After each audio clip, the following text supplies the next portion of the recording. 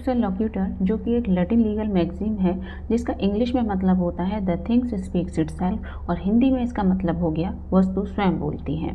ये principal tort law के तहत नेग्लिजेंस के केसेस में यूज़ किया जाता है, जिसका जनरल प्रिंसिपल ये कहता है कि यदि कोई व्यक्ति किसी पर नेग्लिजेंस का आरोप लगाता है तो उसको ये साबित करना होता है कि गलती सामने वाले की है। रेस इप्सा लिक्विटर इस प्रिंसिपल का एक्सेप्शन है, जिसमें कि दुर्घटना की प्रकृति स्पष्ट होती है, जिसमें नेग्लिजेंस का अनुमान बिना किसी एविडेंस के लगाया जा सकता है। प्रिंसिपल को लागू करने के लिए 3 मेन कंडीशंस फुलफिल होनी चाहिए, जिसमें सबसे पहली कंडीशन है कि वो घटना ऐसी होनी चाहिए क्योंकि नॉर्मल सिचुएशन में वो बिना नेग्लिजेंस के नहीं हो सकती थी।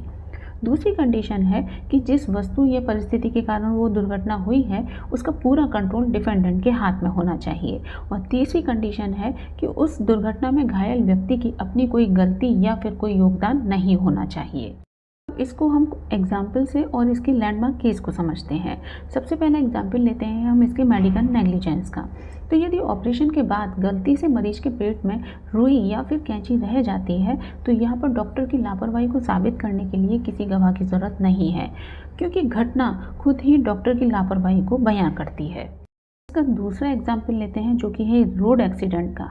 तो यदि खड़ी हुई गाड़ी में ट्रक पीछे से आकर टक्कर मार देता है तो यहाँ पर ड्राइवर के नेग्लिजेंस का अनुमान लगाया जा सकता है। अब इसके लैंडमार्क केस को देख लेते हैं जो कि है बायर्ने वर्सेस बोर्डले, जो कि 1863 का ये केस है, जिसमें कि एक चलते हुए व्यक्ति के सिर पर दुकान के ऊपर वाले शटर से आटे का कंटेनर गिर जाता है, जिसमें कि कोर्ट ने शॉपकीपर के ओनर को जिम्मेदार माना था।